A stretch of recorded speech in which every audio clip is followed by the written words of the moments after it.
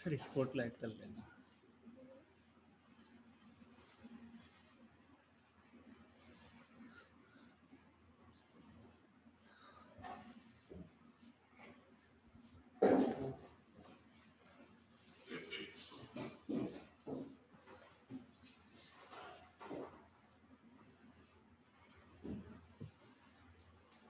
कर लोगे सर?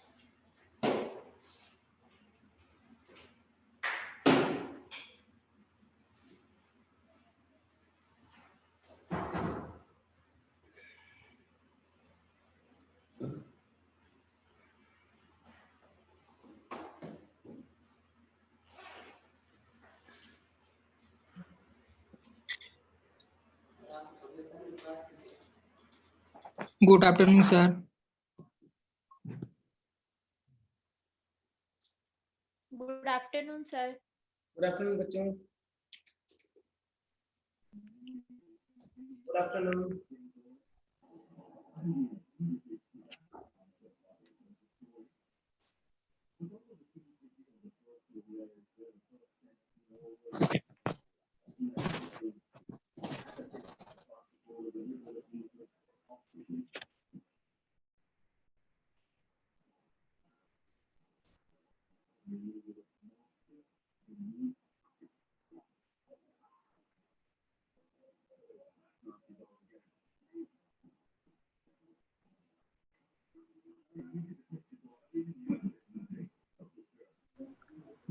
यार आपको क्वेश्चन सेंड किया हूँ।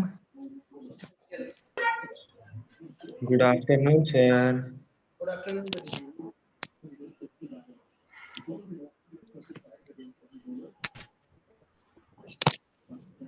Good sir. निकलने वाली जहरीली गैस में कार्बन मोनोऑक्साइड किस प्रकार शरीर के ऊतकों में ऑक्सीजन के परिवहन को बाधित करता है? कैसे करते हैं? हीमोग्लोबिन से कार्बन मोनोऑक्साइड जब हीमोग्लोबिन से जुड़ता है ना तो वो इरिवर्सिबल कार्बोक्सी हीमोग्लोबिन बना देता है। इरिवर्सिबल होता है वो, है ना? तो स्थायी यौगिक बना दिया उसने। तो हीमोग्लोबिन के साथ एक स्थायी यौगिक बनकर बी से ही लग रहा है, मेरे ऑक्सीजन के विलयन को बाधित करती है ऑक्सीजन कार्बन डाइऑक्साइड। सबसे मेन रीजन है इसका कि ये ना परमानेंटली जुड़ जाता है, वापस से हटेगा नहीं। यदि हट जा रहा तब तो कोई दिक्कत नहीं है, लेकिन इरिवर्सिबल रूप से होता है। तो इसका बी आंसर सही है। स्थायी रूप से हीमोग्लोबिन से जुड़ के कार्बोक्सी हीमोग्लोबिन बनाता है और उसको ऑक्सीजन से जोड़ने के लिए फ्री नहीं छोड़ता है ना? यस। पारे से प्रदूषक युक्त जल में पाए जाने वाली मछलियां खाने पर कौन सा रोग होता है? मिनीमाटा। जापान में हुआ था मिनीमाटा डिसीज, नंदन को एक बार बताया भी था। मिनीमाटा रोग, है ना? Yes sir. चलो आगे बढ़ते हैं। Hello sir. हाँ बच्चे। हेलो हाँ, सर। वो जो पैरेनकाइमा है, पैरेनकाइमा के बीच में जो छोटे छोटे गैप रहते हैं उसमें एयर भरी रहती है कि सर और कुछ रहता है? एयर ही रहती है, नॉर्मली तो एयर ही रहती है वो। क्योंकि क्या हुआ, जैसे प्लांट के कोई भी पार्ट है उनके अंदर देखो उसका इंपॉर्टेंस होता है रेस्पिरेशन। प्लांट के पास तो हमारी बॉडी की तरह सर्कुलेटरी सिस्टम है नहीं कि जिसमें हीमोग्लोबिन है और ऑक्सीजन जो है वो बाइंड होकर के बॉडी के डिफरेंट सेल्स तक जा रही है, ऐसा तो है नहीं। तो उसकी बॉडी में जितने भी सेल्स हैं उनको ऑक्सीजन कैसे मिल रही है? डिफ्यूजन के थ्रू। तो वो डिफ्यूजन इजीली कैसे हो पाएगा? यदि सेल्स के बीच में स्पेस होंगे तो वहां से एयर इजीली डिफ्यूज हो जाएगा, oxygen easily, CO2 easily diffuse हो जाएगा, है ना? ठीक है ना? Yes sir, thank you sir. Sir विलग मतलब क्या होता है? इसका मतलब विलग विलग का मतलब तो अलग, मतलब सेपरेट, टूटना, अलग होना, मतलब दूर होगा ना, मतलब दूर होगा। सर जैसे यहाँ पर लिखा है एक कहाँ गया ये? हाँ ये लिखा है, बीजांड प्रायः एक अकेले गुरु बीजाणु मातृ कोशिका से बीजांड काय के बीजांड द्वारी क्षेत्र में विलग होते। उसका मतलब बीजांड काय वाले क्षेत्र में? कौन से क्षेत्र में? हाँ, बीजांड काय के बीजांड। सर भेज रही हूँ, रुको फोटो भेज रही हूँ। आवाज कर रही थी।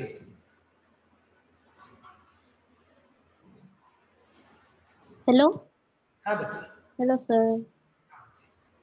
सर वियुक्ता मतलब क्या होता है? जनन वियुक्ता क्या बोल रहे हो?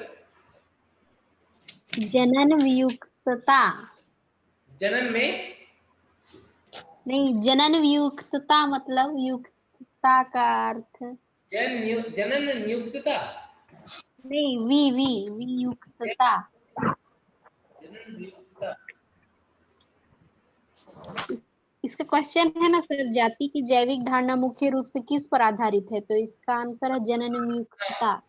मतलब आइसोलेशन, रिप्रोडक्टिव आइसोलेशन।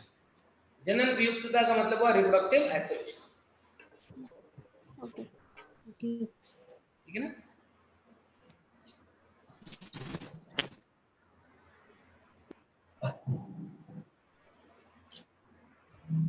सर इस लाइन का मीनिंग बताइए ना। Hello sir. एक मिनट, ये एक बच्चे ने मुझे भेजा है। बीजांड प्रायः एक अकेले गुरु बीजाणु मात्र कोशिका से बीजांड काय के बीजाणु द्वारा क्षेत्र में विलग होती है। यह एक बड़ी कोशिका है। यहाँ पर तो विलग होने का मतलब है बनती है, यहाँ पर विलग होने का मतलब है बनती है बच्चे, या विभेदित होती है, ऐसे समझ लो, है ना, कि गुरु बीजाणु मात्र कोशिका कहाँ पर बनेगी? बीजांड द्वारा क्षेत्र में बनेगी। सर विलग बोल रहे हो तो फिर तो निभाग क्षेत्र में बनना चाहिए ना। नहीं उस टाइम पे मेरे को नहीं, क्या बात कर रहे हो? माइक्रोस्पोर मदर सेल तो बीजांड द्वारा क्षेत्र में बनती है ना। सर मैं ना उस टाइम भी आपसे पूछी थी जब आप चैप्टर पढ़ा रहे थे तो ये होता है ना गुरु बीजाणु मात्र कोशिका। हाँ सर, फिर इससे 4 होगा। नहीं, गुरु बीजाणु मात्र कोशिका तो एक ही होती है, 4 तो गुरु बीजाणु होते हैं। तो गुरु बीजाणु मात्र कोशिका तो बीजांड द्वारीय क्षेत्र में ही तो बन रहे हैं, बीजांड काय के अंदर। जो क्रियात्मक गुरु बीजाणु होता है वो होता है, समझे? समझ गए क्या? नहीं सर। अरे बच्चे, यहाँ पर बीजांड काय है ना, ये सारा का सारा बीजांड काय है। तो बीजांड काय से जो गुरु बीजाणु मात्र कोशिका बनेगी वो किधर बनेगी? यहाँ पे बनेगी ना, इसके पास में, बीजांड द्वार के पास में। बीजांड द्वार के। तो वही तो बोला है, गुरु बीजाणु और निभाग की तरफ। हाँ, और सर निभाग की तरफ क्या बनता है? जब इसके अंदर प्रोसेस होता है और शुद्धि विभाजन होता है तब 4 कोशिकाएं बन जाती हैं। 4 गुरु बीजाणु। क्या बोला हमने इसको? हमने बोला इसको मेगास्पोर टेट्रा। क्या बनते हैं? 4 गुरु बीजाणु बनते हैं, गुरु बीजाणु चतुष्क। अब इसमें से क्या होगा? ये 3 डिजेनरेट हो जाएंगे और क्रियात्मक कौन सा बचेगा? चला सा वाला क्रियात्मक बचेगा।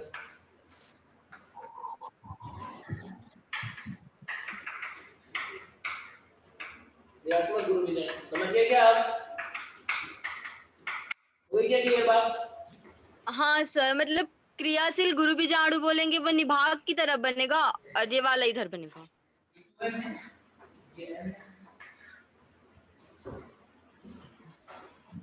सर मेरा भी क्वेश्चन देख लीजिए ना।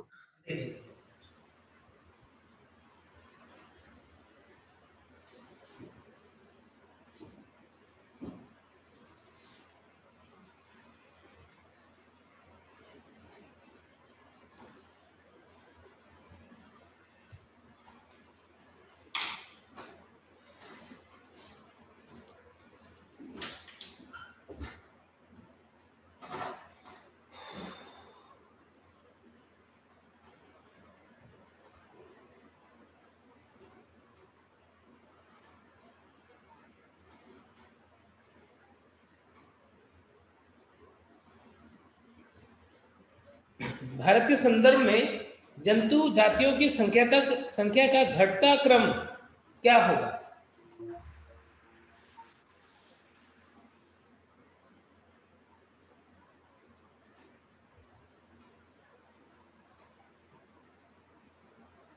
reptile aves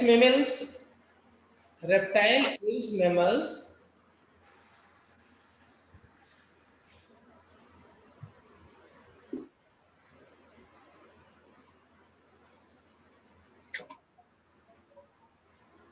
फोर्थ है क्या बच्चे इसका आंसर?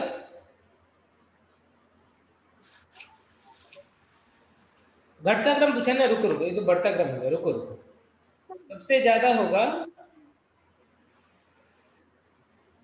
रेप्टाइल तो है ही, सबसे ज्यादा होगा इसका मतलब एम्फीबियन, उभयचर, फिर रेप्टाइल, सबसे ज्यादा होगा उभयचर, फिर होगा रेप्टाइल सरीसृप, सर आंसर सेकंड है, पता नहीं कैसे तो।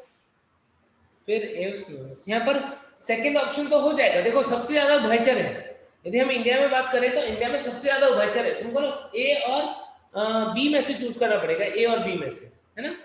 तो रेप्टाइल सबसे ज्यादा उभयचर है, लेकिन यदि हम देखें मैमल्स और बर्ड्स में से, तो बर्ड्स कम है, मैमल्स ज्यादा है। ठीक है, मुझे लग रहा है घटता होता है ना। घटता क्रम, घटता पूछा है। हाँ हाँ, हाँ नहीं, इसका गलत है फिर आंसर। घटता हुआ बोल रहा है तो बर्ड ज्यादा है।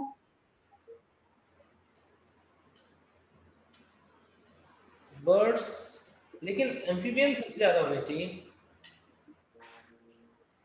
ये एक बार देखना पड़ेगा बच्चे, इसका डेटा तो ना मैं एक बार सर्च कर ली, अपने एनसीईआरटी में इंडिया के लिए तो कुछ ऐसा डेटा दिया हुआ है नहीं, तो एक बार ना नेट पे कंफर्म करके फिर ही बताऊंगा मैं तुम्हें कि एग्जैक्टली कितने कितने क्या है ना। इस क्वेश्चन को मैं नेक्स्ट, यस सर। है ना, क्योंकि इसमें मतलब उल्टा पुल्टा तो लग रहा है, लेकिन देख के बता दूंगा एक बार कंफर्म, है ना। Okay yes sir. Next lecture में डिस्कस करेंगे।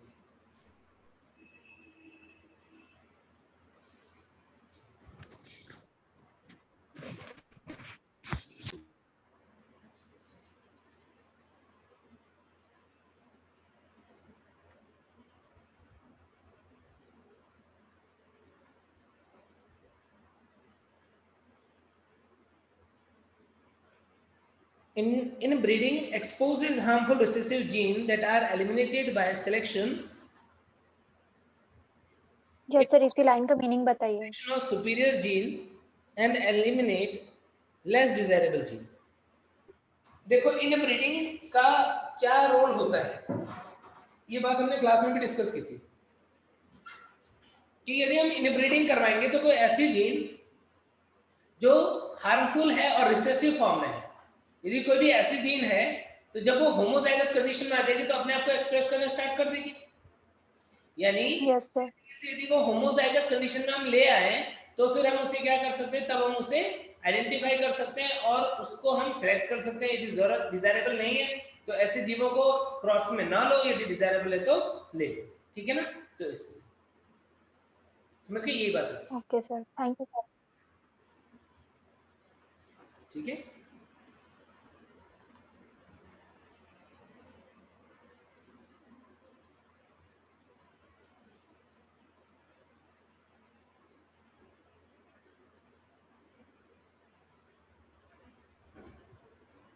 ये क्या मैसेज चल रहा है, कौन है ये ब्लैक पैंथर नाम का, कौन है ये, क्या मैसेज कर रही है,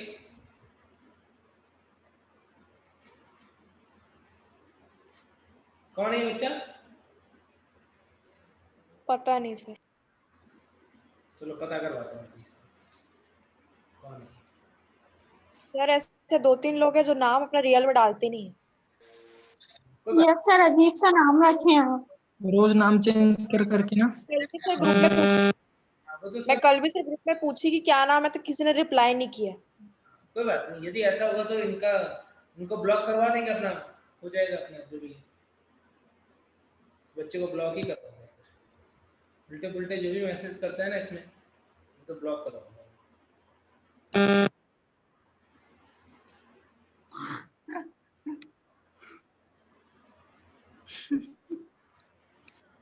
चलो देखो आगे, एनाटॉमी ऑफ फ्लावरिंग प्लांट में लास्ट लेक्चर में हम लोगों ने पैरेन्काइमा टिश्यू जो है उनके फीचर्स जो है वो पढ़ लिए थे, है ना, और टाइप्स जो है वो देखने हैं। देखो पैरेन्काइमा टिश्यू के कौन से टाइप्स हैं।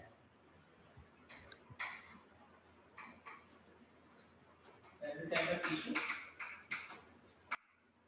टाइप्स, देखो एक होता है प्रोसेनकाइमा, प्रोसेनकाइमा, एक होता है स्टीलेट,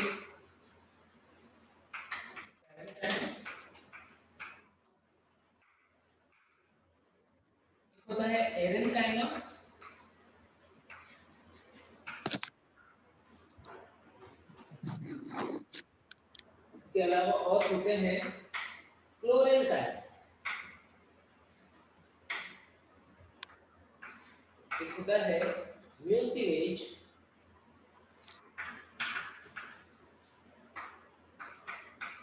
पैरेंकाइमा,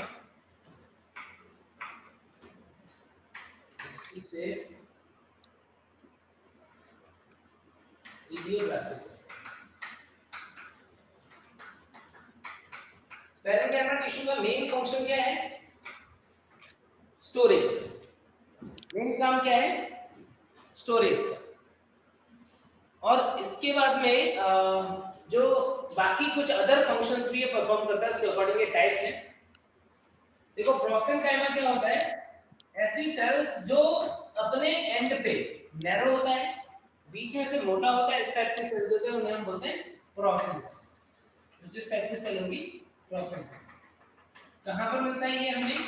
ये मिलता है हमें पेरिसाइकिल ऑफ रूट। मूल की पेरिसाइकिल में प्रोसेनकाइमा टिश्यू मिलता है।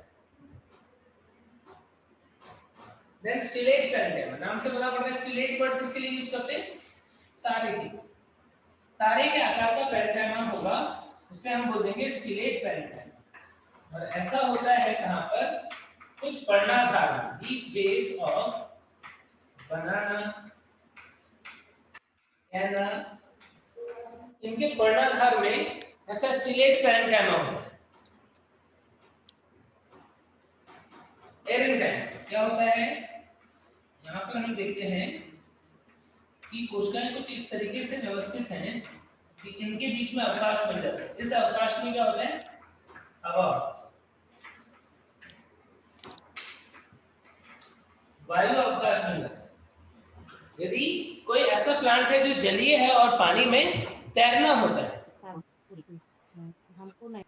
ठीक है, तो उनके अंदर जैसे मान लो पिस्टिया आइकॉर्निया है, उसकी लीफ देखी होगी तुमने। आइकॉर्निया की लीफ कैसी होती है? इस तरीके से मोटा सा इसका पेटियोल होता है और इस तरीके की लीफ होती है। क्या है यहाँ पर हवा भरी, एयर भरा हुआ। किस टाइप का टिश्यू होता है?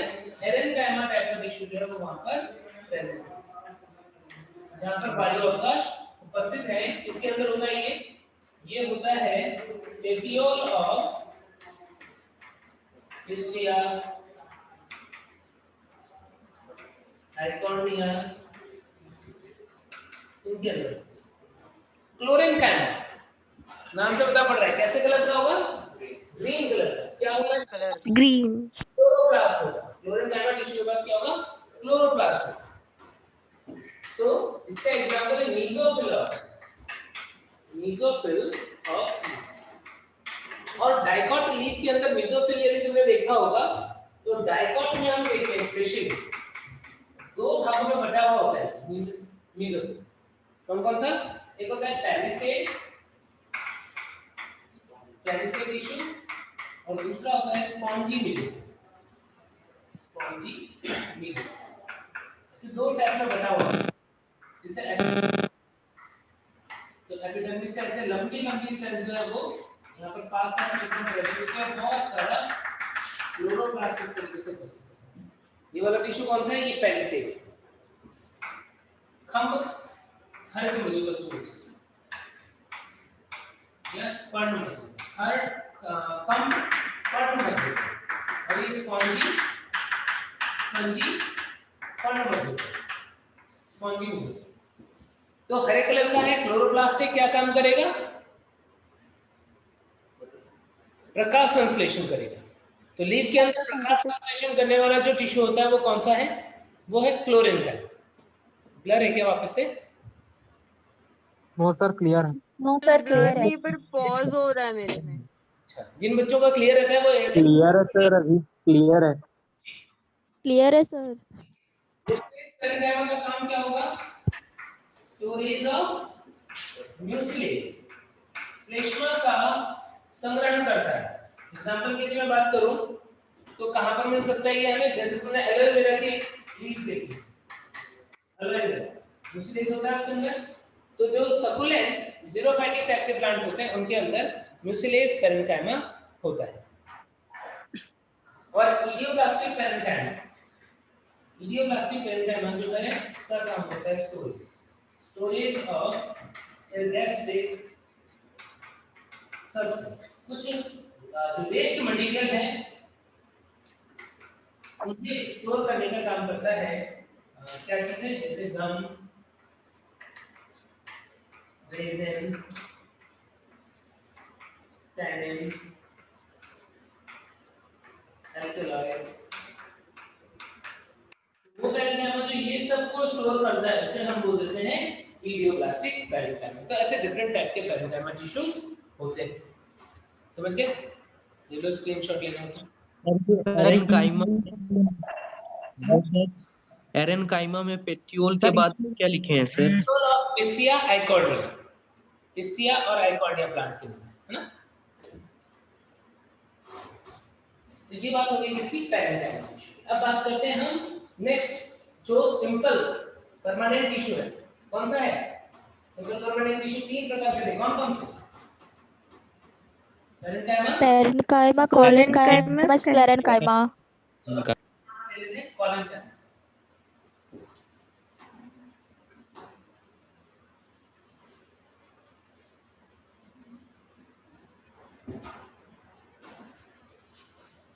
सिर्फ पेरेन्काइमा सिक्रीशन भी होता है ना सर 2 मिनट रुकिए ना।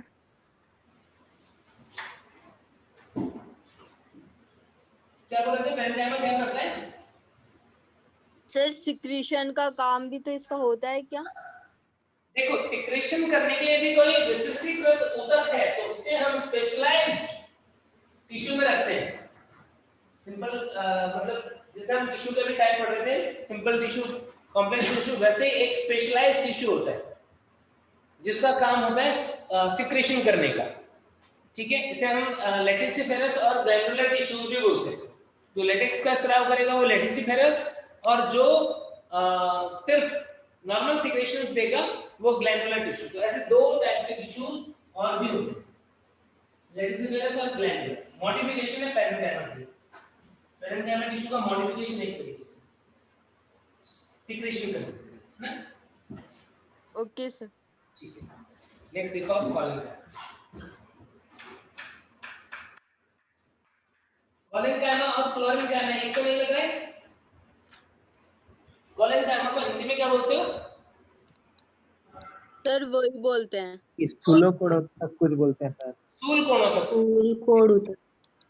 ठीक है, कैसे होती है question? Cells are round, oval, polyhedral और इलाउड। यानी कोशिका तो कुछ वैसी ही है जैसी पेरेन्काइमा टिश्यू की थी। तो खास बात क्या है इनकी? खास बात है कि कोशिकाओं के अंदर एक्स्ट्रा डिपोजिशन होता है, यानी cells have extra deposition किसका? नेम आ गया, सेल्यूलोज, हेमीसेल्यूलोज और pectin.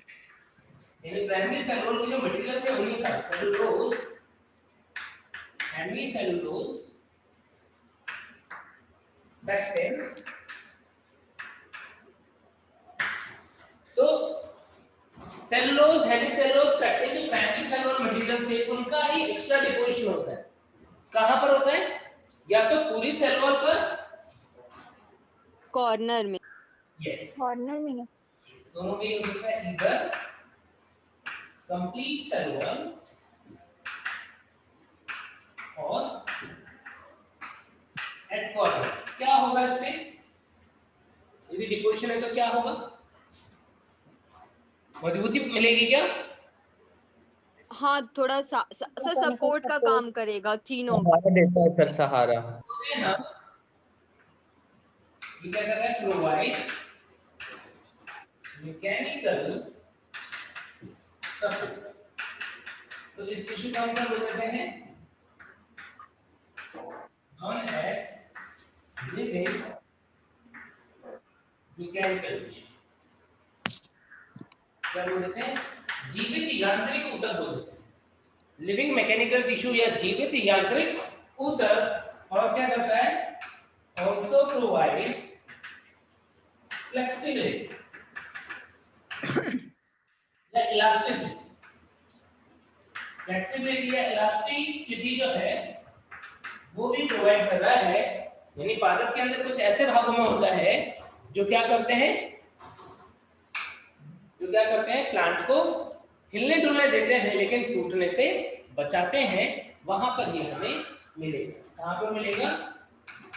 Present in form of complete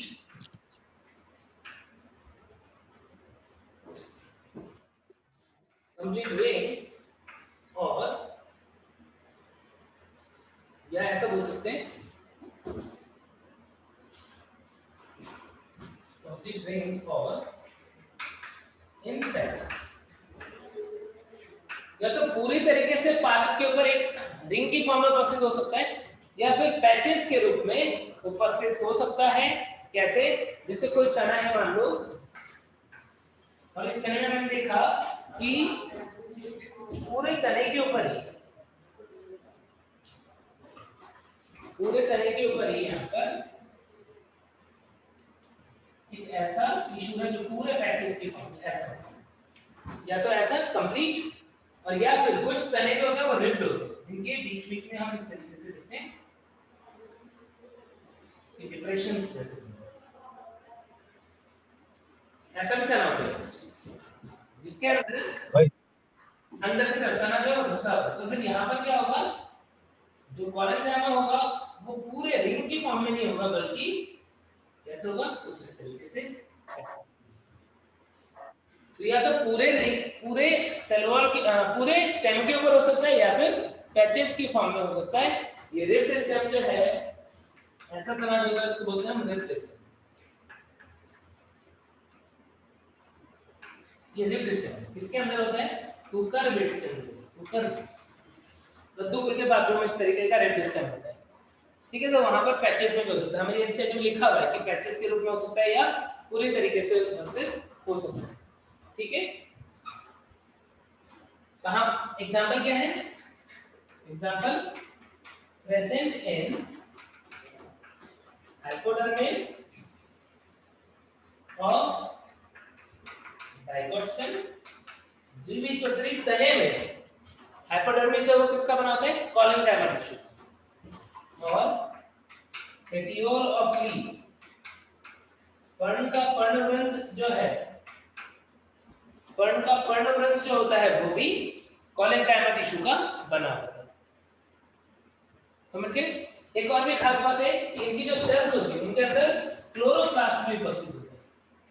क्या द्विबीजपत्री तने जो हैं वो हरे कलर में दिखते हैं क्या? जो यंग तने होते हैं, यंग स्टेम जो यस सर। क्यों? क्योंकि इनके अंदर भी कोलेनकाइमा होता है। ठीक है, तो ये तो बात हो गई कि कॉलेंड्रामा टिश्यू क्या होता है, कैसा होता है और कहां पर होता है। अब इसके टाइप्स की बात करें, 3 मेन टाइप है। 3 टाइप कौन सा? यदि सिर्फ कोनों पर स्फुलन हो तो उसे बोलते हैं एंगुलर कॉलेंड्रामा। सिर्फ कोने पर ही स्फुलन है, जैसे एनसीईआरटी में डायग्राम दिया हुआ है, तो एंगुलर कॉलेंड्रामा। यदि पूरे ही वॉल पे है तो लैमेलर कॉलेंड्रामा। कोने पर नहीं है, हर जगह ही, और केवल कुछ जगहों पर है लेक्यूनेट कॉलेंड्रामा जो इंटरसेलुलर स्पेस में उनके पास है। ये 3 प्रकार का हो सकता है, या तो सिर्फ कोनों पे वेक्टोसेलोसिस डिपोजिशन हो, या पूरे के पूरे सेल वॉल पर वेक्टोसेलोसिस डिपोजिशन हो, और या फिर जो सेल्स के बीच में इंटरसेलुलर स्पेसेस होते हैं वहां पर डिपोजिशन हो। तो उसके अकॉर्डिंग ये 3 टाइप के हो सकते हैं। क्या कॉलेंड्रामा टिश्यू क्लियर हो गया? कैसा है सर लास्ट वाला कहाँ पर होगा बोले? क्या बच्चे? जो लास्ट वाला लिखियो ना वो कहाँ पर होगा बोले टाइप्स में? पेटियोल ऑफ लीफ, पर्ण का पर्णवृंत जो होता है उसके अंदर एपिडर्मिस के नीचे वाली लेयर जो होगी एपिडर्मिस, वो कॉलेंड्रामा टिश्यू की। सर जो आप एग्जांपल लिखा है उसके पहले वाला लाइन बताइए ना एक बार। कौन सा वाला? ये प्रेजेंट फॉर्म उसके पहले present in hypodermis of dicot pause हो गया क्या? नहीं सर, लेक्यूनेट कहाँ पर होगा बोले? अंतरावकाशीय स्थान में। लेकिन एक में क्या होता है, जैसे सेल्स हैं उनके बीच में कुछ इंटरसेलुलर स्पेसेस भी होते हैं, तो जहां जहां पे इंटरसेलुलर स्पेस है उन जगहों के पास में सेल वॉल पे डिफ्यूजन कर सकते हैं। नॉर्मली इंटरसेलुलर स्पेसेस एब्सेंट होते हैं, ध्यान रखना। यहां पे लिख लो जाओ तो generally intercellular spaces are absent in collenchyma. Collenchyma में सामान्यतः अंतरकोशीय अवकाश अनुपस्थित है।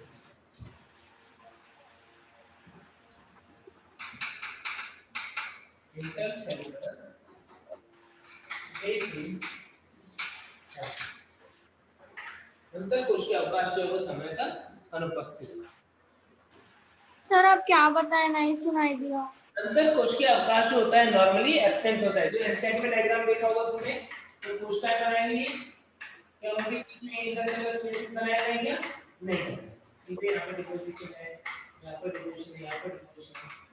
तो सामान्यतः तो अंतरकोशीय अवकाश अनुपस्थित होता है, बट लेक्यूनेट वाले में थोड़ा अंतरकोशीय अवकाश होता है। ठीक है, सर ये वाला एग्जांपल के पहले, क्या बोल रहे हो बच्चे? एग्जांपल के पहले वाला लाइन बताइए ना। एग्जांपल डायग्राम, इसका डायग्राम बनाओ तीनों का, टाइप का डायग्राम, इसका डायग्राम बनाओ। क्या एंगुलर का मतलब हुआ कि जैसे ये एक सेल है, ये दूसरा सेल है, ये तीसरा सेल है, तो क्या होगा, इनके कोनों पे क्या होगा, डिपोजिशन। इसका पेक्टोसेल इस तरीके से, इस तरीके से। तो ऐसा जो कॉलेनकाइमा होता है उसे हम बोलते हैं एंगुलर कॉलेनकाइमा। इस तरह से लैमेलर क्या होगा, जैसे मान लो ये एक सेल है, मान लो इस तरीके से,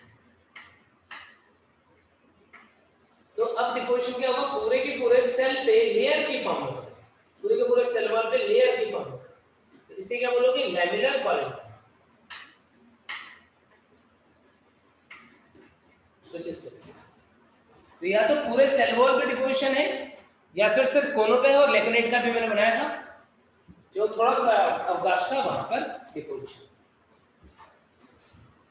सर कोलेनकाइमा का मेन फंक्शन बोलेंगे तो सपोर्ट का। Yes, mechanical support with flexibility, support भी दे रहे हैं और फ्लेक्सिबिलिटी भी दे रहे हैं। कहां पर प्रेजेंट है, कहां पर उपस्थित होता है, बोलो? कॉर्नर्स, पेटियोल ऑफ लीफ, कौन से भाग पे?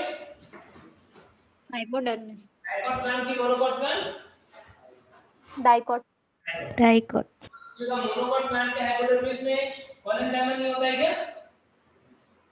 मोनोकोट प्लांट के हाइपोडर्मिस में कॉलेनकाइमा नहीं होता है क्या? नहीं पता सर, नो सर, होता स्क्लेरेंकाइमा। क्या होता है? स्क्लेरेंकाइमा। मोनोकोट प्लांट के हाइपोडर्मिस में स्क्लेरेंकाइमा।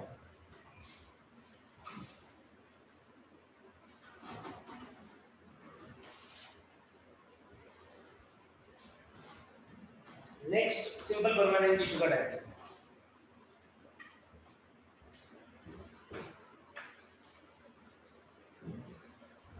स्क्लेरेंकाइमा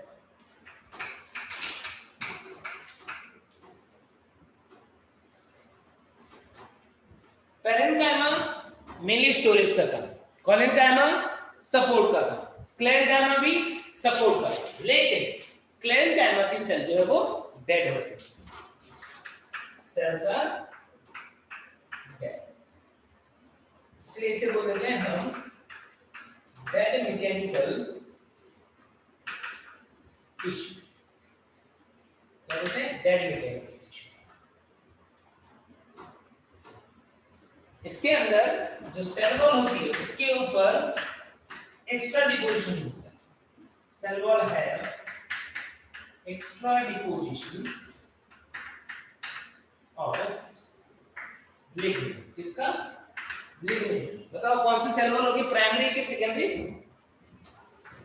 बोलो? सेकेंडरी,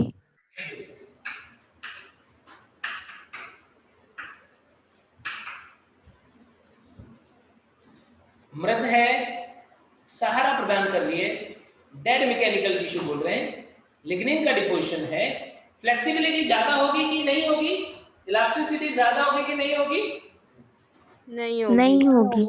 लेकिन फ्लेक्सिबल नहीं होता है या बहुत कम होती है फ्लेक्सिबिलिटी। ठीक है, अब ये दो रूपों में हो सकता है, दो टाइप के हो सकते हैं।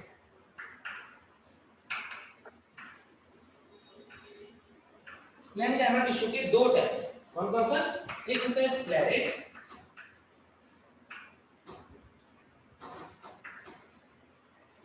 और दूसरा होता है स्क्लेरिक कैमरा।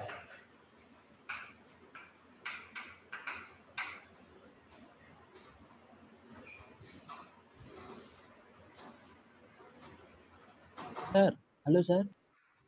हाँ बच्चे, सर इस स्क्लेरेन काइमा कहाँ पाया जाता है? स्क्लेरन कैमरा कहाँ पाया जाता है? यदि पादप के अंदर तुम्हें कोई भी प्लांट पार्ट के अंदर कोई भी तुम्हें हार्ड टिश्यू दिख रहा हो, कठोर सा कोई भी ऊतक दिख रहा हो, तो वहां पर स्क्लेरन कैमरा होगा। अभी मैंने एग्जांपल बताया था मोनोकॉट स्टेम की हाइपोडर्मिस में। सर जैसे झाड़ी बाद में सूख जाती है तो? देखो एक तो क्या है, अच्छा एक और बहुत कमाल की बात मैं बताता हूँ। देखो अभी मैं जो तुम्हें पढ़ा रहा हूँ या आगे अभी मैं तुम्हें जो पढ़ाऊंगा वो सब तुम अप्लाई करोगे किसके ऊपर? नीम के पेड़ के ऊपर अप्लाई मत करना, किसी झाड़ी के ऊपर अप्लाई मत करना, किसके ऊपर अप्लाई करना? कोई छोटा सा प्लांट का बच्चा है उसके ऊपर अप्लाई करना। अभी जो टिश्यूज वगैरह के बारे में बता रहा हूँ या टिश्यू सिस्टम के बारे में बताऊंगा, तो अभी मैं सेकेंडरी ग्रोथ में प्लांट के बारे में ज्यादा डिस्कस नहीं कर रहा कि तुमने झाड़ी देखी वो कठोर है, तुमने वृक्ष देखा कोई ट्री देखा वो कठोर है, उसका तना बहुत हार्ड है। क्यों? क्योंकि उसके अंदर लकड़ी है। लकड़ी स्क्लेरन कैमा टिश्यू जैसा तो है, लेकिन वो क्या है? वो तो सेकेंडरी जाइलम है भाई। लकड़ी जो होती है ना, कान खोल कर सुनो सब बच्चे, लकड़ी जो होती है ना वुड, वो सेकेंडरी जाइलम होता है। सेकेंडरी जाइलम के अंदर ट्रैकेड वेसल वगैरह जो उनकी भी प्रॉपर्टी ऐसी है, वो भी हार्ड है, उनके अंदर भी लिग्निन का डिपोजिशन है, वो भी सेल डेड है, तो सेम प्रॉपर्टी शो करेंगे। बट वो चीजें हम सेकेंडरी ग्रोथ के बाद में पढ़ेंगे।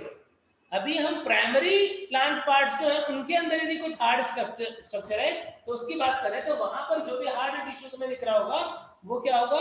वो स्क्लेरन कैमा टिश्यू होगा। समझ गए क्या? क्लियर हुई बात कि हार्ड पार्ट दो जगह दिखेगा। एक तो तुम्हें दिखेगा पेड़ के अंदर जिसमें सेकेंडरी ग्रोथ हो गई है, तो वो क्या है? वो वुड है, वो सेकेंडरी जाइलम है। उसके अलावा बाकी कहीं पे भी हार्ड टिश्यू दिख रहा है, वो क्या है? वो है ये स्क्लेरन कैमा टिश्यू। अभी एग्जांपल आएंगे सामने, देखना। स्क्लेरेट्स की बात करें तो स्क्लेरेट्स जो है बहुत लंबे नहीं होते, वो गोलाकार हो सकते हैं, वो अंडाकार हो सकते हैं, वो ताराकार हो सकते हैं, वो कांटे के आकार के हो सकते हैं, अलग अलग आकृति के आकार के हो सकते हैं। और इनके ऊपर डिपोजिशन है किसका? किसका डिपोजिशन है? लिग्निन। लिग्निन का डिपोजिशन बहुत ज्यादा है।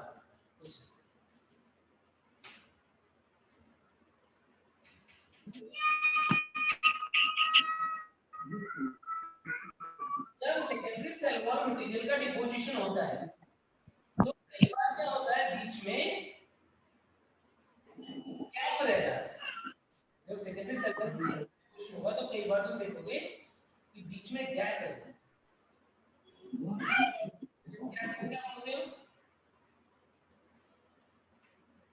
ये तो रेड कलर से मैं बना रहा हूं यहाँ पर, ये लिग्निन है, सेकेंडरी सेल वॉल मटेरियल। जब इसका डिपोजिशन हुआ तो बीच में कुछ जगह खाली छोड़ी, जो कि यहाँ पर तो तुम्हें ब्रांच जैसा भी लगा है। क्या है वो? बोलो। पिट्स का नाम वेस्कुलर बंडल नहीं, तो एक सेल है, खाली जगह जो दिख रही है वो पिट्स। क्या है? ये एक स्क्लेरेट बनाया है। देखो इसकी सेल वॉल कितनी मोटी है? बहुत ज्यादा। ल्यूमेन क्या होता जा रहा है? नैरो होता जा रहा है। ये है इसका lignified cell, lignified cell wall. और इसके बीच में जो स्पेस है, ये जो यहाँ पर चैनल जैसे दिख रहा है, ये क्या है? ये पिट्स है। और यहाँ पर पिट्स जो है ब्रांचिंग भी दिख रही है क्या?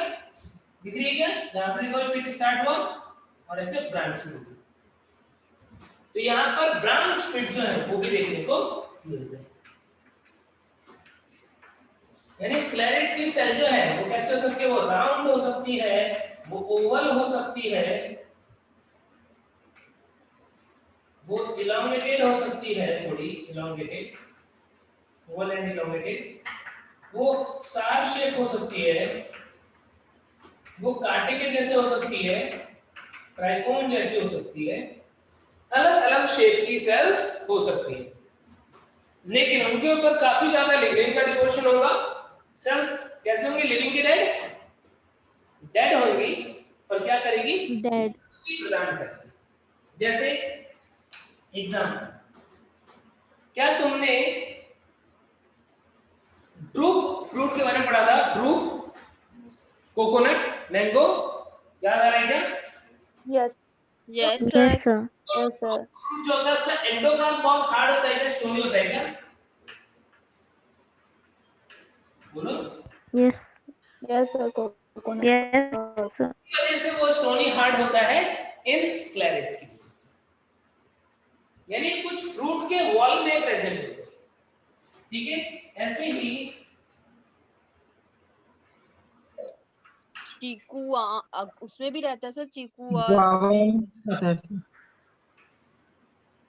गुआवा, अखरोट में भी। और pear, नाशपाती have brachysclerosis, इसको हम क्या बोलते हैं? ब्रैकिस्क्लेरिडी या स्टोन सेल। तो ये कुछ फ्रूट है जिनके पल्प में, अच्छा फ्रूट का पल्प जो होता है, चाहे वो मैं चीकू की बात करूं, चाहे मैं पियर की बात करूं, चाहे मैं गुआवा की बात करूं, ये जो फ्रूट होता है इनका पल्प पैरेन्काइमा की, कोलिनकाइमा की, स्क्लेरेन्काइमा, किसका बना होता है? चीकू खाया, क्या दांत टूट के बाहर आ गए थे? Collenchyma. No sir. No sir.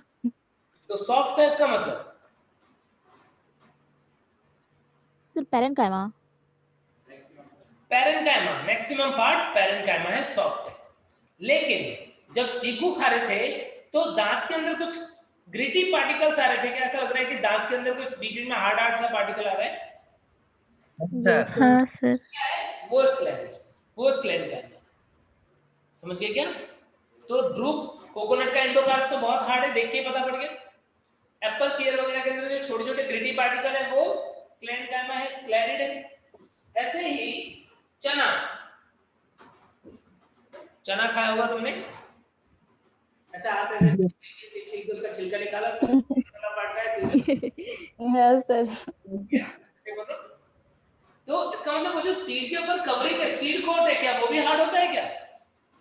No sir. No sir. No sir.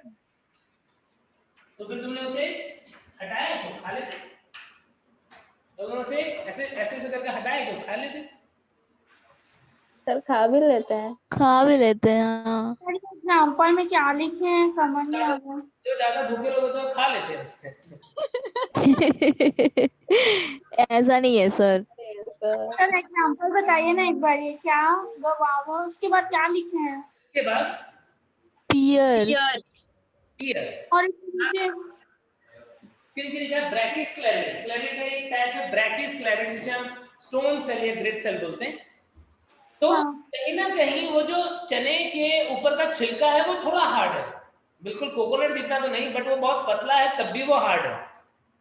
शायद मोटा होता तो वो भी कोकोनट जितना हार्ड हो जाता, बहुत पतली सी परत है तब भी वो कठोर है। तो ऐसे hard layer seed coat of legume जो होता है वो भी इसका बनाता है स्क्लेरिड्स। सर अखरोट के ऊपर का भी बोलेंगे ना, जो कवर रहता है उसको? फ्रूट वॉल हमारी एनसीईआरटी में लिख दिया है, फ्रूट वॉल जो है उसमें होता है स्क्लेरिड। बहुत सारे फ्रूट की वॉल हार्ड मिलेगी, वो किसकी वजह से? स्क्लेरिड की वजह से। Seed coat of legume. फिर उसके बाद कुछ प्लांट्स हैं जिनके अंदर हम क्या देखते हैं, पानी में उग रहे हैं और उनकी लीफ पानी में टूट नहीं रही है आसानी से, उनके अंदर भी होते हैं कुछ स्क्लेरिड्स। इसके अंदर जैसे leaves of aquatic plant like Nymphaea, water lily जिसे बोलते हैं, टी लीव्स, चाय की पत्ती जो होती है उसके अंदर भी ऐसे हार्ड पार्टिकल्स होते हैं, टी लीव्स। तो इन सब के अंदर क्या है? स्क्लेरेट्स। क्लियर हो गई बात? सर दिख नहीं रहा नीचे का। दिख नहीं रहा क्या? तो मैं नीचे नो सर। टी लीव्स ये सर स्क्रीन से बाहर जा रहा। आगे क्या? हाँ सर अब सही है।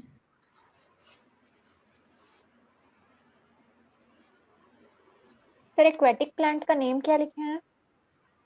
एक्वेटिक प्लांट का नाम लिखा है निम्फिया, वाटर लिली। निम्फिया को हम वाटर लिली भी बोलते हैं। ये सीधा नहीं है, ध्यान रखना। स्क्लेंजा में फाइबर की बात करते हैं तो ये होता है लंबा,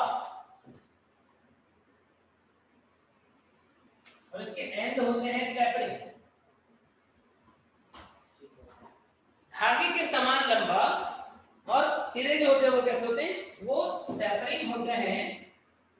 लिग्निन का डिपोजिशन होगा बहुत भयानक, इतना भयानक डिपोजिशन होगा कि इसकी जो ल्यूमेन है यानी साइटोप्लाज्म वाली जो जगह है वो बहुत कम रह जाती है या पूरी तरीके से खत्म भी हो सकती है।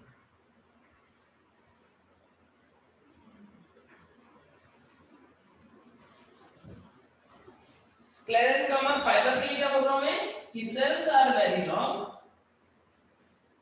With tapering needle like end, उसका बहुत लंबी है और अंत सिरे जो है वो सुई के समान पतले हैं। पिट्स इसमें भी प्रेजेंट है क्या? पिट्स दिख रहे हैं क्या? पिट्स यहां पर भी दिख रहे हैं तुमको?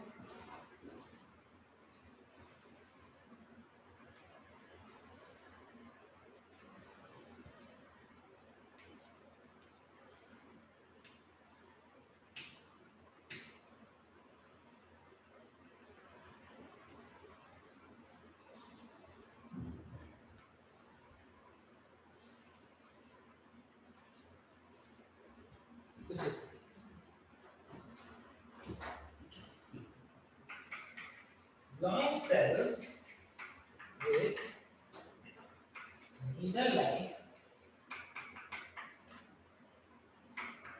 tapering है, सुई के समान पतले सिरे और काफी लंबे होते हैं, धागे के समान होते हैं, इसलिए स्क्लेरेंकामा फाइबर। एक बच्चे मुझे पहले पूछी थी सर फाइबर क्या होता है? अब समझ आ गया फाइबर क्या होता है? फाइबर होता है रेशे के समान या धागे के समान लंबी लंबी कोशिकाएं। सर इस शेप को तरकू शेप बोलते हैं क्या? तरकू शेप से भी ज्यादा लंबे। तरकू शेप यदि ये छोटा होगा तो तरकू शेप, ये बहुत लंबा है, बोर्ड पे तो बहुत ज्यादा लंबा नहीं बना सकता इसलिए तुमको थोड़ा तरकू शेप दिख रहा है, बट ये लंबा है। यदि बोर्ड पे मैं इसको ऐसे बनाता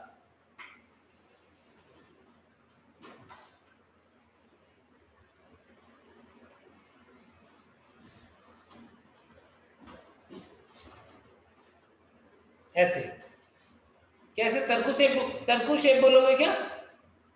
नो सर। आगे कैसे ही बोलोगे? तो ये ऐसा है, हाँ ठीक है ना, तरकू के समान नहीं है बल्कि धागे के समान। सर ये जाइलम के ऊपर रहता है ना, कवरिंग पे रहे उस टाइम होता है, जाइलम फाइबर्स भी होते हैं, फ्लोएम के ऊपर भी होता है, फ्लोएम फाइबर्स भी होते हैं, ठीक है। अभी मैं एग्जांपल में तुम्हें बताऊंगा।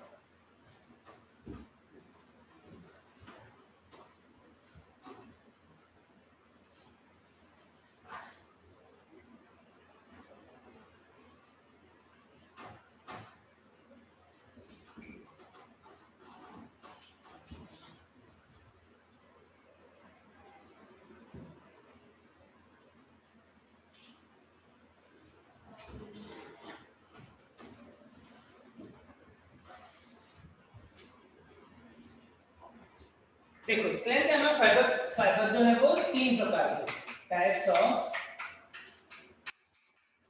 स्क्लेरेंकामा,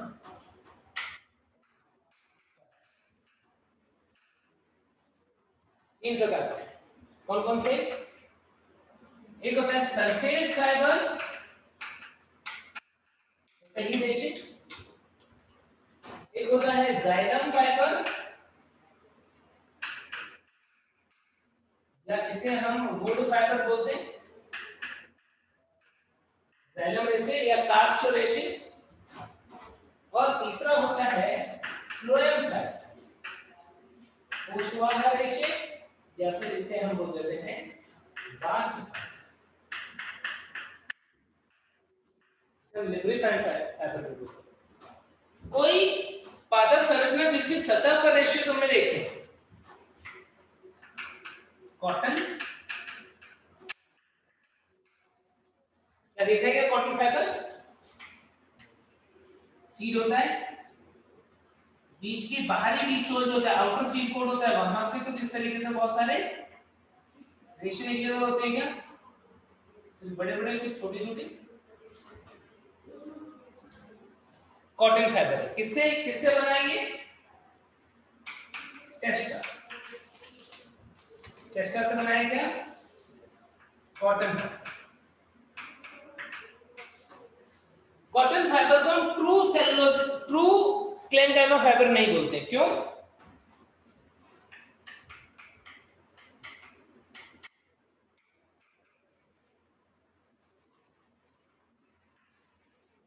not a true sclerenchyma fibre. क्यों ये ट्रू स्क्लेरेंकाइमा फाइबर नहीं?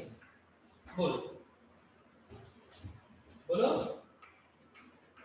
Because it is mainly cellulosic। इसके अंदर 90% से भी ज्यादा क्या है? सेलुलोज। जबकि स्क्लेरेंकाइमा फाइबर के अंदर ज्यादा क्या होता है? बोलो। लिग्निन। लिग्निन। लेकिन इसके पास लिग्निन नहीं है, इसके पास क्या है? सेलुलोज है। इसीलिए ट्रू स्क्लेरेंकाइमा फाइबर नहीं बोलते। लेकिन सरफेस फाइबर में आएगा कॉटन फाइबर। किससे बना? टेस्टा से बना। टेस्टा क्या है? बाह्य बीज चोल है।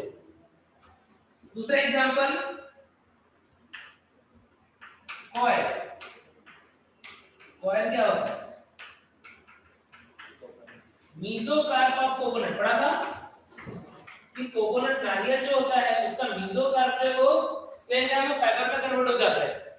वो भी एक सरफेस फाइबर है, mesocarp of coconut. Xylem fibre xylem में प्रेजेंट होता है।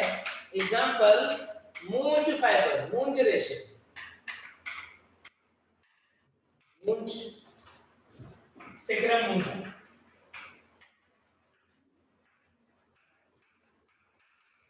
जाइलम के फाइबर जो होते हैं वो ज्यादा हार्ड होते हैं।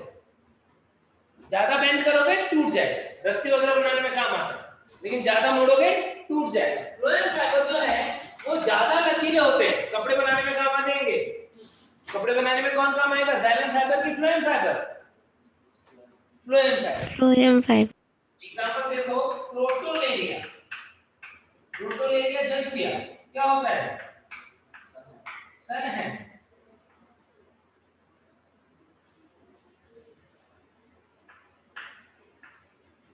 सन है, क्रोटोलेरिया जेंसिया। कौन सी फैमिली का है? पढ़ते हो तो किसी फैमिली के एग्जांपल में, किसी फैमिली के एग्जांपल में पढ़ते हो रेशे के रूप में? Crotalaria, sunn hemp, Fabaceae. Leguminosae, Fabaceae. Yes yes Fabaceae. इसके अलावा हिबिस्कस, हिबिस्कस का एग्जांपल है पटुआ। पटुआ या पटसन भी बोलते हैं। और कोरस, जूट, लाइनम, फ्लेक्स, इन सब का यूज होता है कपड़े बनाने में। क्यों? क्योंकि ये ज्यादा लचीले होते हैं। ध्यान रखना, इकोनॉमिकल पॉइंट ऑफ व्यू से कौन सा रेशा ज्यादा उपयोगी है? जाइलम वाला की फ्लोएम वाला? फ्लोएम वाला। Phloem. Sir xylem fibre would बनाने के काम आता है। जाइलम फाइबर जो है वो किसमें प्रेजेंट है? जो लकड़ी है उसके अंदर। उन्हें बहुत ही सही तरीके से कुछ बैक्टीरिया वगैरह यूज करके रेटिंग प्रोसेस के थ्रू जो है वो निकाला जाता है। ठीक है, और उसका उपयोग हो सकता है कुछ रस्सी बनाने में, कुछ जो टोकरी वोकरी बनाने में, इन सब में काम आते हैं जाइलम फाइबर। फ्लोएम फाइबर जो है कपड़े, सैक, बोरे वगैरह ये सब। ठीक है, लचीलेपन है। Okay sir. क्या सिंपल परमानेंट टिश्यू सबको क्लियर होगी बातें? देन नेक्स्ट है अब बारी कॉम्प्लेक्स परमानेंट टिश्यू की। कॉम्प्लेक्स परमानेंट टिश्यू के अंदर आता है जाइलम और फ्लोएम।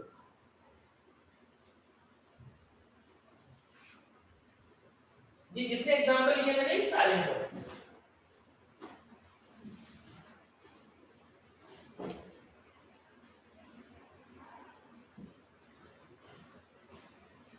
बच्चे तुमने 2-3 दिन पहले फाइबर का मुझे क्वेश्चन पूछा था, तुम्हारे जीवन में फाइबर ही फाइबर आ गया क्या?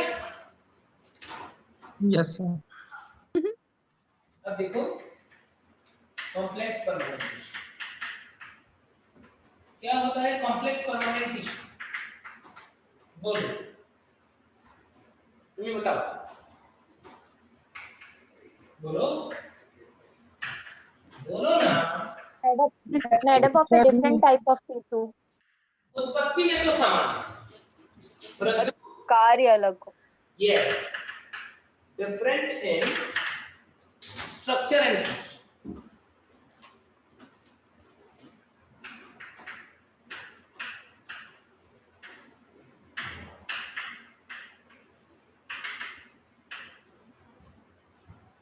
संरचना और क्रियात्मक रूप से भिन्न कोशिकाओं का समूह जो कि उत्पत्ति में समान है कॉम्प्लेक्स परमानेंट टिश्यू बनाते हैं। कौन कौन आता है इसके अंदर? इसके अंदर आता है xylem phloem and phloem. Xylem और फ्लोएम एक एक करके डिटेल में देखेंगे। सबसे पहले नंबर आ रहा है जाइलम। जाइलम ऊतक। जाइलम को हम हिंदी में क्या बोलते हैं? सर जाइलम ही वही दारू बोलते हैं क्या दारू इसको? बोलते हैं। हाँ, इसको दारू बोलते हैं। आरती दारू कुछ। जिसको दारू हाँ भाई, आ जा, तेरे को भी पिला देती हूँ एक बार। होली आ रहा है, होली। हाँ, तो जाइलम जो है उसको हम दारू ऊतक भी बोलते हैं। दारू नहीं बोलते बच्चे, दारू ऊतक बोलते हैं। पूरा नाम लो, दारू ऊतक। हाँ सर। अब दारू बोलोगे तो फिर बच्चे क्या समझेंगे, क्या सीखेंगे? बिगड़ रहे हैं सर सीधे कौन से हैं? ठीक है। तो जाइलम को बोलते हैं दारू ऊतक और फ्लोएम को क्या बोलते हैं? चकना ऊतक नहीं बोलते। उसका नहीं पता। लो ये देखो, इसको अपने काम की बात बताओ कि जाइलम पोस्ट हुआ बोलते हैं सर। क्या होता है, फ्लोएम को क्या बोलते हैं वो नहीं पता इसको। फ्लोएम को बोलते हैं कोशवाहु। यार सर, कोशवाहु ऊतक। ठीक है। अब देखो जाइलम जो होता है वो क्या है, इसका काम क्या है? Water conducting. वाटर मिनरल का transport. Yes, water conducting tissue. ऐसा वाटर कंडक्शन होता है यूनिडायरेक्शनल की बाय डायरेक्शनल? यूनिडायरेक्शनल। यूनिडायरेक्शनल। एक दिशीय जल का संबंध करता है। कौन सा दिशा को? मूल से लेकर के रूट टू स्टेम या लीफ। Yes, leaf. तो इस तरीके से वाटर का कंडक्शन करता है। वाटर कंडक्टिंग एलिमेंट जो होता है पर्टिकुलरली वाटर कंडक्टिंग एलिमेंट, उसके लिए हम एक और भी टर्म यूज करते हैं। पता है किसी को? जो पानी को लेके जाएगा इसे बोलते हैं हम ट्रैकिड वेसल्स। Xylem fibre. वो उसके टाइप से है। Tracheid vessel. तुम बिल्कुल सही बोल रहे हो बच्चे। तो उसे बोलते क्या है? इसमें वही लिखा है। मेट्रो में आएगा ट्रैकिड वेसल। ठीक है। हेवरलैंड ने नोट दिया था। अब यहाँ पर हम क्या देखते हैं कि जाइलम जो है वो दो प्रकार का होता है। कौन सा दो प्रकार का होता है? एक होता है प्राइमरी जाइलम और एक होता है सेकेंडरी जाइलम। क्या कोई अंतर बता सकते हैं? प्लांट के बच्चे में जो जाइलम दिखेगा वो कौन सा होगा? प्राइमरी यानी क्या ये प्राइमरी जाइलम। परमानेंट टिश्यू है। प्लांट के बच्चे में दिख रहा है प्राइमरी परमानेंट टिश्यू है। सेकेंडरी ग्रोथ होने के बाद जो जाइलम दिखेगा वो कौन सा होगा? Secondary xylem. क्या ये सेकेंडरी परमानेंट टिश्यू है? नहीं पढ़ाया क्या? लास्ट लेक्चर में नहीं बताया था क्या? प्राइमरी मेरिस्टेम से जो बनेगा वो प्राइमरी परमानेंट टिश्यू होगा। सेकेंडरी मेरिस्टेम से जो बनेगा वो सेकेंडरी परमानेंट टिश्यू होगा। किससे बनता है? प्राइमरी जाइलम किससे बनता है? बोलो। प्रोटोजाइलम और मेटाजाइलम। नहीं, प्रोटोजाइलम मेटाजाइलम तो उसके अंदर हो गया, लेकिन ये बनाता कौन है? कौन से? Procambium. Procambiums. Procambium, very good. तो ये बनाता है प्रोकैम्बियम, फॉर्म्ड बाय प्रोकैम्बियम। और प्रोकैम्बियम क्या था? Primary meristem. सीधे प्राइमरी जाइलम के लिए मैं क्या बोल रहा हूँ? Primary permanent tissue. तो सेकेंडरी जाइलम कौन बनाता है बताओ? कौन बनाएगा? प्रोकैम्बियम प्राइमरी जाइलम बना रहा है, सेकेंडरी जाइलम कौन बनाएगा? बोलो। Primary xylem. Vascular cambium. क्या बोला था कि वास्कुलर कैम्बियम ज्यादातर सेकेंडरी होता है। सेकेंडरी ग्रोथ के टाइम पे वास्कुलर कैम्बियम बनता है। ये सेकेंडरी मेरिस्टेम है, इससे सेकेंडरी परमानेंट टिश्यू बना जिसका नाम है secondary xylem. Procambium primary meristem था, प्राइमरी परमानेंट टिश्यू बनाया, उसका नाम क्या है? Primary xylem. क्लियर हो गई क्या बात? Sir yes sir. नहीं पता हो रहा है क्या? जब प्लांट सर एक बार और बताओ ना। जब प्लांट के अंदर प्राइमरी ग्रोथ हो रही है, शूट अपिकल मेरिस्टेम, अब शूट अपिकल मेरिस्टेम की सेल्स यहां पर डिवाइड कर ले, तो डिवाइड करके फिर ये क्या बनाएगी? डिवाइड करके ये बनाएगी सारे के सारे tissue, epidermis, cortex, endodermis, pericycle, xylem, phloem सब बनाएगी। तो ये जो जाइलम फ्लोएम बना रहा है, कौन है ये? प्रोकैम्बियम। याद करो, कार्य के आधार पर मैंने तुम्हें बताया था कि प्रोकैम्बियम वो होता है जिसका काम है प्राइमरी जाइलम प्राइमरी फ्लोएम बनाना। तो प्रोकैम्बियम ने क्या बनाया? Primary xylem primary phloem. जब सेकेंडरी ग्रोथ होगी, जब द्वितीयक वृद्धि होगी, तो उस टाइम पे दो टाइप की कैम्बियम होगी। कौन सी? एक इंट्रावेसिकुलर कैम्बियम जो तुम्हारे दिख रहा है, और दूसरी बनेगी इंटरवेसिकुलर कैम्बियम, और इस तरीके से बन जाएगी वास्कुलर कैम्बियम। जब ये डिवाइड करेगा तब जो जाइलम बनेगा वो क्या होगा? वो होगा सेकेंडरी जाइलम। तो सेकेंडरी जाइलम बनाता है कौन? Vascular cambium. प्राइमरी जाइलम कौन बनाता है? प्रोकैम्बियम। क्लियर हो गई अब बात? Yes sir. Yes sir. कि प्राइमरी जाइलम प्रोकैम्बियम ने बनाया था और सेकेंडरी जाइलम वास्कुलर कैम्बियम ने बनाया था। ये जो प्राइमरी जाइलम होता है, इसमें दो टाइप होते हैं। इसके दो टाइप होते हैं। कौन-कौन से दो टाइप होते हैं? एक होता है प्रोटोजाइलम और दूसरा होता है मेटाजाइलम। क्या होता है प्रोटोजाइलम और क्या होता है मेटाजाइलम? जो पहले जाइलम बनता है वो प्रोटोजाइलम। कभी तुमने रूट का डायग्राम देखा होगा अपने जीवन में? रूट की एनाटॉमी कभी तुमने अपने जीवन में पहले कभी पढ़ ली हो गलती से? पढ़ी है क्या? Yes sir. तो फिर तुमने देखा होगा कि जाइलम हम कुछ इस तरीके से बनाते हैं। याद आ रहा है क्या? जो बाहर की तरफ बनाते हो वो कोशिकाएं वो छोटी बनाते हो, जो सेंटर की तरफ बनाते हो वो बड़ी बनाते हो क्या ऐसा? बोलो ना। Yes sir. उसको बोलते हो प्रोटोजाइलम, जो मोटी वाली होती है उसको बोलते हो मेटाजाइलम। बोलते हो क्या? यानी कि प्राइमरी जाइलम के अंदर दो टाइप हैं, एक प्रोटोजाइलम और एक मेटाजाइलम। प्रोटोजाइलम का कौन सा है? जो पहले बना, फर्स्ट फॉर्म एंड स्मॉलर। ये क्या हो जाएगा? मेटाजाइलम क्या होगा? फॉर्म्ड आफ्टर प्रोटोजाइलम, बिगर और लार्जर। और एक और खास बात है, प्रोटोजाइलम के अंदर जाइलम फाइबर्स एब्सेंट होते हैं। ये ध्यान रखना कि प्रोटोजाइलम के अंदर जाइलम फाइबर एब्सेंट होते हैं, बाकी सब में प्रेजेंट होते हैं। समझ गए क्या? क्या जाइलम कौन-कौन से टाइप का होता है? सबको क्लियर हो गई क्या बात? सर इस में तो उल्टा होता है ना, प्रोटो और मेटा। किसमें? जब स्टेम का बनाते हैं तो मतलब मेटा को ऊपर तरफ रखते हैं, बाहर की तरफ। ये एग्जैक्ट कंडीशन होती है, स्टेम के अंदर एग्जैक्ट कंडीशन होती है, बिल्कुल सही होती है। हाँ ठीक है, इतनी बातें क्लियर हो गई सबको? तो फिर अब जाइलम के कौन-कौन से कंपोनेंट है उसकी बात करते हैं। जाइलम के घटक कौन-कौन से?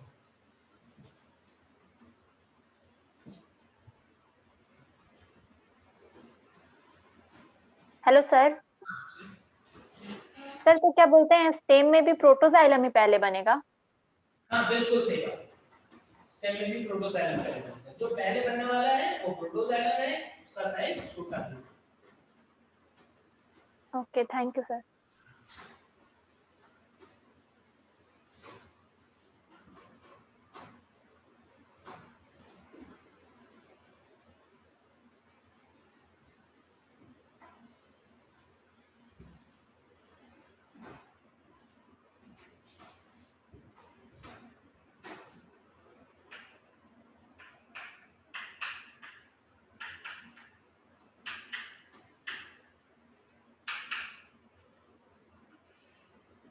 जाइलम के कंपोनेंट्स कौन से हैं? तो xylem, that is xylem, vessels, xylem, fibers, four components, xylem, xylem. Xylem tracking, xylem vessel, xylem fiber and xylem fiber. कैसे?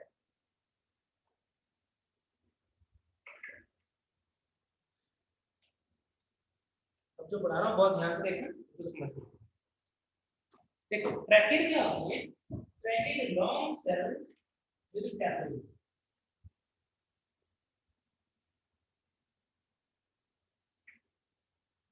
ऐसे लंबी उसका आधी बनती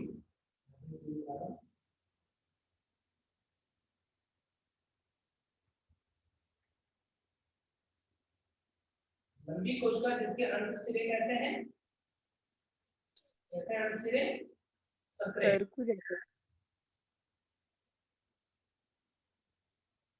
और एक के ऊपर एक व्यवस्थित। लंबी कोशिकाएं जिन एक के ऊपर एक व्यवस्थित है, अंत सिरे कैसे हैं? टैपरिंग है, सक्रिय हैं, ऐसा होता है ट्रैकिंग। कंपेयर करें वेसल से। लंबी कोशिकाएं बेलनाकार, अंत सिरे भी कैसे हैं? बेलनाकार, एक के ऊपर एक व्यवस्थित है। दोनों में क्या और भी अंतर दिख रहे हैं?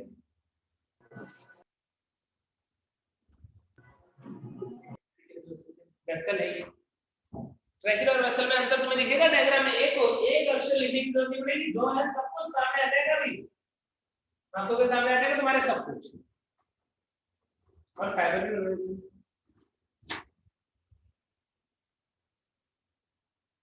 लंबी नहीं, बहुत लंबी कोशिकाएं, अंत सिरे सुई के आकार के, जैसा कि हम तंतु पढ़ रहे थे उस टाइप से। ऐसी कुछ। अब इनके ऊपर क्या होगा? इनके ऊपर डिपोजिशन होगा।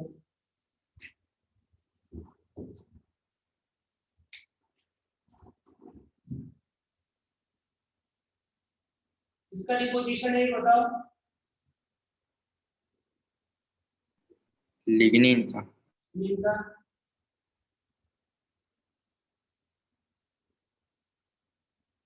थोड़ा थोड़ा डिपोजिशन लग रहा है कि भर भर के?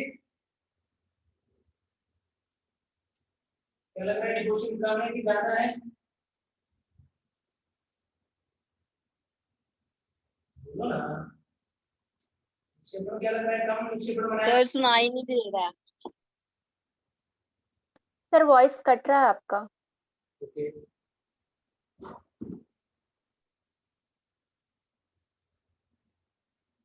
डिपोजिशन जो है वो कम बनाया है कि ज्यादा?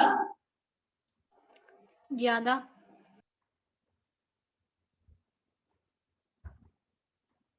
एंड वॉल जो है वो उसमें छेद दिख रहा है क्या?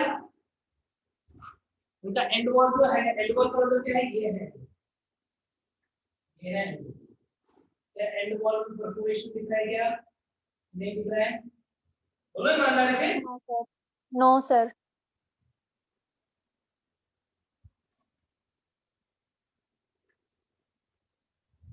एंड वॉल में परफोरेशन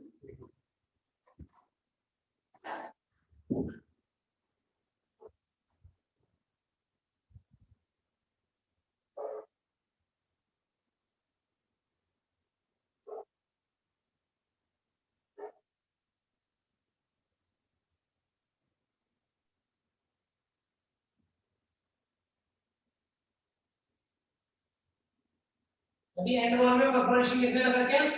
ये अभी भी नहीं दिख रहा है? दिख रहा है। दिखने लगा क्या?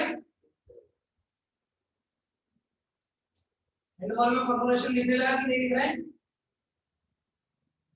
दिख रहा है सर। दिख रहा है क्या? आंखें सीधे, आंखें मसल मसल के देखो।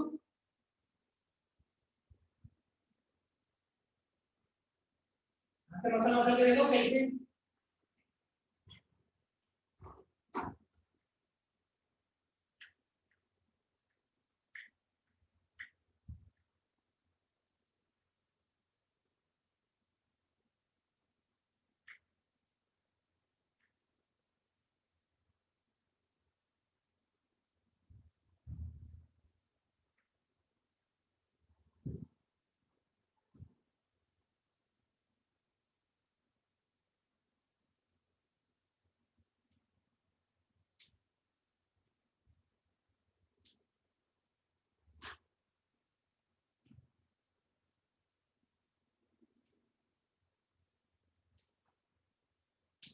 शेप दिख रहा है क्या?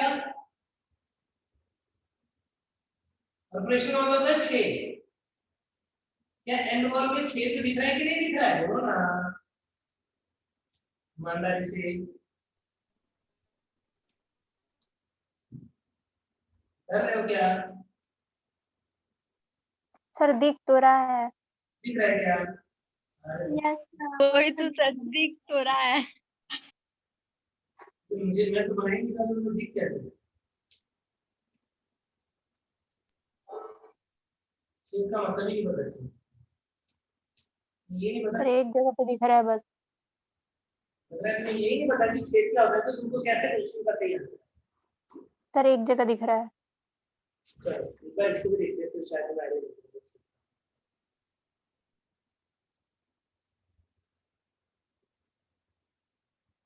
लिखने का क्वेश्चन ज्यादा है कि कम है? कम है। कम है। इसका एंड वॉल, इसका एंड वॉल, और इसके एंड वॉल में क्या हुआ?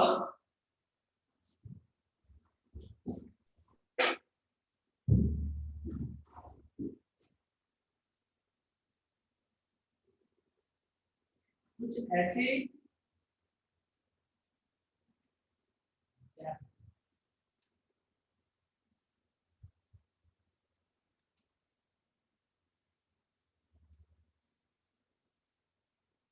क्या अब तुम्हें छेद दिख रहा है क्या? सर दिखने लगा क्या? Yes sir. ये गोल गोल तो दिख रहा है सर। छेद है क्या? ये छेद बड़ा हो जाए, बड़ा हो जाए, तो क्या ये बीच में से बिल्कुल ऐसा क्लियर भी हो सकता है क्या? क्या ये बहुत बड़ा छेद हो गया क्या? जैसे मिल गया क्या?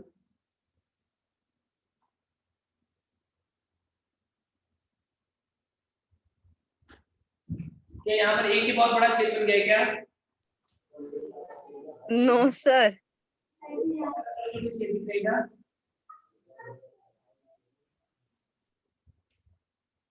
अब समझ ये समझ में आएगा। ध्यान देखो क्या है, यहाँ पर जो सैलमन बना है वो ऐसा बना है, और इसके ऊपर जो लिग्निन का डिपोजिशन है वो कुछ इस तरह है।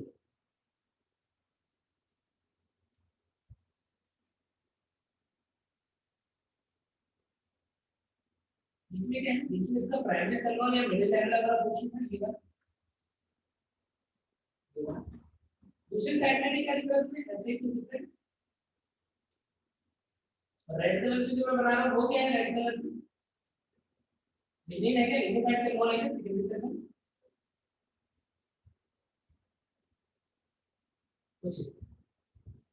कहां पर? ये वाला। इसको मैंने जूम कर दिया, ये यहाँ पे तुम्हें दिख रहा है ना, इसको मैंने जूम कर दिया।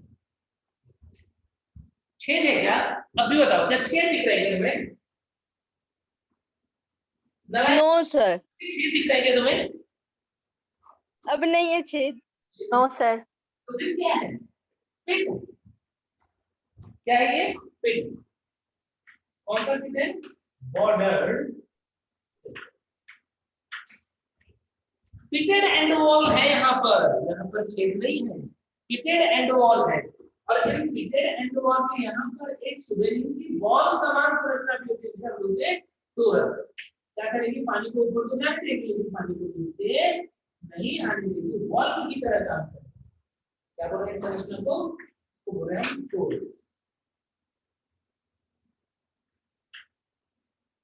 तो यहाँ पर ट्रैकिड में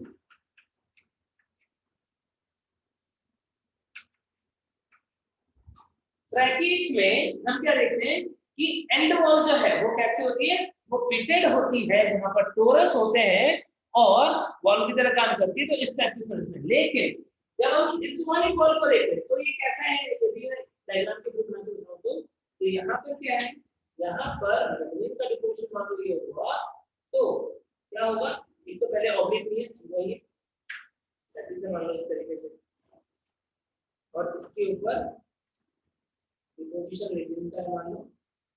तो हम क्या देखेंगे यहाँ पर, हम देखेंगे यहाँ पर कि लिटरली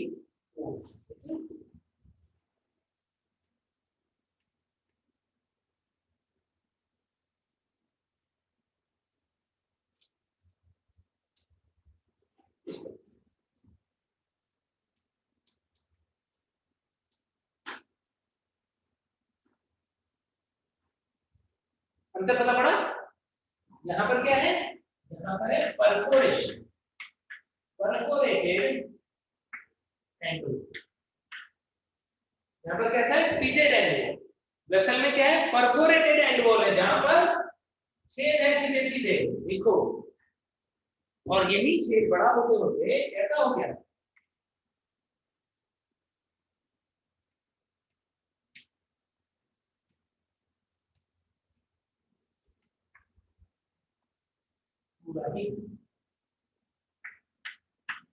ऐसा होता है, ऐसा होता है, पूरा ही छेद बड़ा होता है। ऐसा लग रहा है दो सेल फ्यूज हो गए आपस में, चिपक गए, इसमें अब सेल वॉल ही नहीं बचा। क्या मैं वेसल को डेड सेल साइड को दूं क्या,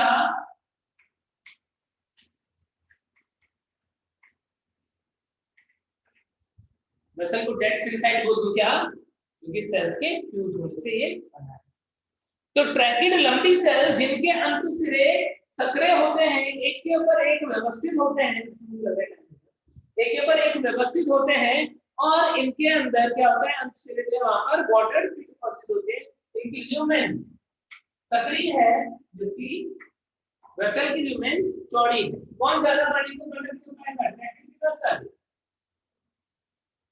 कौन ज्यादा पानी को ट्रांसफर कर पाएगा, ट्रैकिड की वेसल। वेसल्स वो ज्यादा पानी को लेके जा पाते हैं, और कई जगहों पर सेल वॉल डिसॉल्व हो जाएगी बीच में से, तो क्या होगा, एक वेसल बहुत सारे वेसल एलिमेंट से मिलके बना हुआ दिखेगा, ये मल्टी सेलुलर टाइप का दिखेगा। और यदि हम फाइबर की बात करें तो बहुत ही लंबे ल्यूमेन जो है या तो उपस्थित हो सकती है या फिर अनुपस्थित भी हो सकती है। सक्रिय सिरे होते हैं, ल्यूमेन बहुत ही छोटा और सपोर्ट प्रोवाइड करने का काम करेगा। ठीक है, तो इस तरीके से तीन मेन डिफरेंस है ट्रैकिड वेसल्स और फाइबर्स के अंदर। पैरेन्काइमा लंबी सेल्स, जीवित कोशिकाएं, पैरेन्काइमा की जो प्रॉपर्टी रहेगी उसके अकॉर्डिंगली होगी, भोजन का संग्रह करेगी और पार्श्व रूप से ट्रांसपोर्टेशन में भी हेल्प करेगी, वो पैरेन्काइमा जैसी होगी। क्लियर हो गई बात, समझ में आ गया ट्रैकिड और वेसल्स में मेन डिफरेंसेस दिख रहा है सबको डायग्राम में? Yes sir. Yes sir. अब इसके बाद में हम चैप्टर कंटिन्यू करेंगे नेक्स्ट लेक्चर में, इतना अच्छे से पढ़ते हैं। ठीक है, एनसीईआरटी सर थर्ड वाला ल्यूमेन है ना? थर्ड वाला फाइबर, ये थर्ड वाला जो बनाएगी ठीक है। चलो इसके बाद पढ़ते हैं नेक्स्ट लेक्चर में। बाय बाय बच्चे। Thank you sir. Sir thank you sir, good night sir.